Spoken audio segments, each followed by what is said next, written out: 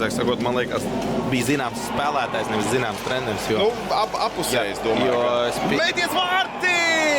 No vārtu priekš tiek pie mētiena iespējas Rīdznieku un rezultāts ir atklāts. Arī šajā spēlē tāpat kā iepriekšējā Rīdznieki izvirzās vadībā, bet šoreiz jau pirmajā periodā. Redzam, Miķels Rēdeks saņem kvēlus sveicienus un tas ir labs sākums komandai.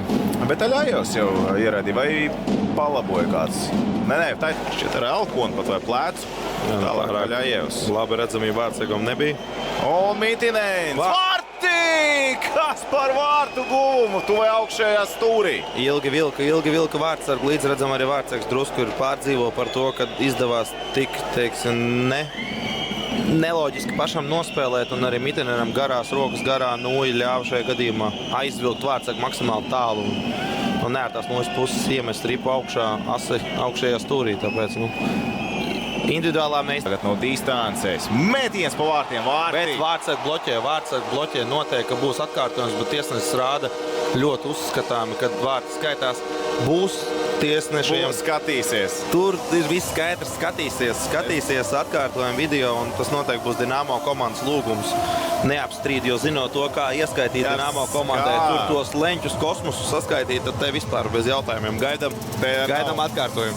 Augstākā matemātika, jā, bet arī vajadzīgi, ja? Ļoti. Fjāros, Makmīlāns un 2.88. numurs satieks, iepriekš tur kritumā un pēc tam arī Fjāros tiesneši abās epizodēs jāspēlēt un vārti.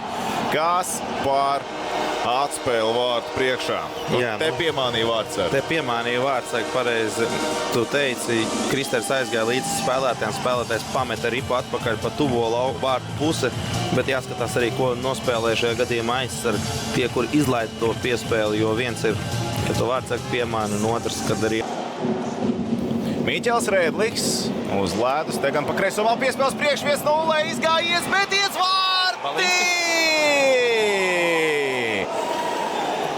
Uzvara Rīgas Dinamo komandai un Uvis Jānis Balīnskis ir guvis vārtus šajā mačā. Slidojošs, ātrs, tehnisks aizsargs. Kurš spēlē daudz?